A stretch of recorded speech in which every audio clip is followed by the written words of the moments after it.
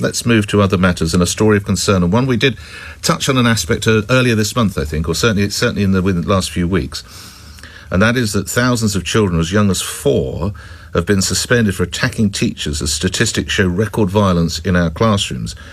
Numbers of reception-age children, that's the youngest year, of course, in schools, have been sent home for out-of-control behaviour, as well as launching attacks on teachers. Children aged 4 and 5 have also been suspended for fighting with fellow pupils, bullying, and even sexual misconduct and bringing weapons to school. Some of them aged 4. Lee Parkinson is a primary school teacher and podcaster and author of This Is Your Own Time You're Wasting, and joins us now. Just to clarify, Mr. Parkinson, are you have seen events such as these in your classrooms or colleagues' classrooms? Good morning. Good morning. Yeah, I'm certainly hearing about it. Yeah, I'm getting more and more messages from teachers about incidents like this, and I think we should start by saying violence towards teachers is never acceptable. No, of course. You know, no one should be going to work expecting to be hit, kicked or threatened. But it seems to be happening more and more. The level and frequency of those serious behaviour incidents has increased, and you know, I think this is going to have a huge impact on the amount of teachers leaving the profession, I feel. I think workload has been the number one reason for teachers leaving over the past few years, but I think that will be overtaken by behaviour before long. What is recruitment and what is retention like at the moment, as you understand it? Not the best. I mean, a lot of focus goes into recruitment, but I always say there's no point keep pouring into a bucket that's leaking.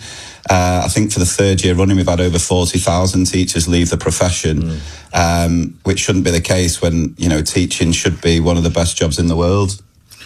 What sort of incidences are you hearing actually taking place in the classrooms, Mr. Parkinson? Well, it's things like that, children. I'm hearing more and more at that age group in EYFS of teachers being bitten, scratched, punched, hit, and you know we can talk about the suspensions. And suspensions is only ever done in the most extreme circumstances, purely out of safety of other children and staff. And it just seems we work in an environment that's just reactive to it all, rather than proactive in looking at ways to prevent this happening. And I think we've got to look at the wider issues outside of school. And you know, you look over the last decade or so and the cuts being made to, you know, parents obviously hold responsibility, but where can parents go when they need a bit of help and support? Because all that stuff's disappeared. Sure Start centres have gone, CAMS waiting lists are growing longer, behaviour support teams are reduced. So it's schools taking on more of that pastoral work when we've got fewer resources than ever. What did a Sure Start programme provide for? I think it just gave parents help, support, and ways in which to, you know, just sort of help with so many different aspects of parenting. You know, I've talked about it with a lot of things. You know, the whole screen time debate. Would we, you know, if we would have still had Sure Start centres now, would parents have had more of an understanding on how to get a better screen time balance at home and what to be aware of and things? So, you know, it is disappointing because it's the schools picking up the pieces, and when parents are under pressure and support services are stretched, children arriving at school without those social foundations they need. I think it's also important to mention alongside this, there was another study where 6 out of 10 children are starting school with speech and language difficulties as well. So I think that can be closely linked in that, you know, maybe a lot of that behaviour is out of frustration of not having the foundations to be able to communicate effectively to, you know, tell teachers what they need. Why would it appear that in some instances some folks seem to have lost the ability to parent, you suppose? I think there's a variety of reasons. I think parents are under more pressure than they've ever been. I think the work environment, I think cost of living, those austerity measures. I think it's now that we're really seeing the impact of the austerity measures taken, 10 years ago or so. So I think there's a wide range of issues. And what we need really is we need, if we want those calmer classrooms, we need proper investment in that early years support. And we need, you know, family services. Mr. Parkinson? Say what, sorry? Does discipline not start at home?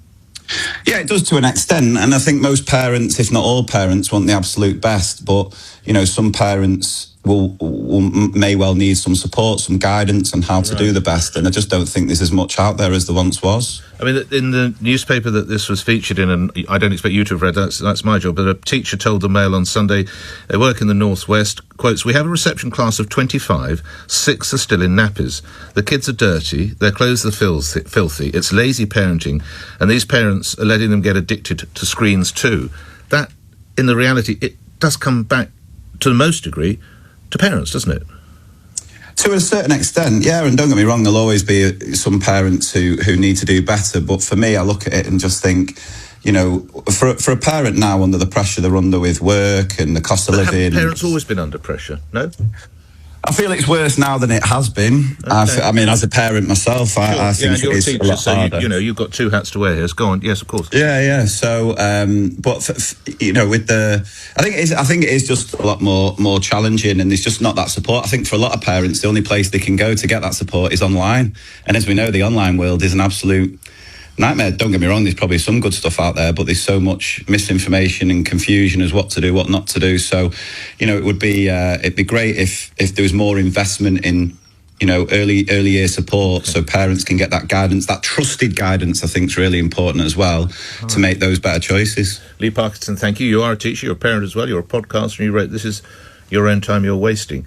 I'm not bright enough to be a teacher, so I don't know, and I'm certainly don't be smart enough to be a primary school teacher, but this starts at home, doesn't it? Surely it's the role of mum and or dad that the child doesn't go to school dirty, the child doesn't go to school still wearing nappies, the child doesn't go to school wearing filthy clothes. Haven't there always been pressures of some sort? Or is it unique to where we find ourselves today? Anne in Haywards Heath, what would you say, Anne? Good morning. Oh, good morning, Nick. I'll try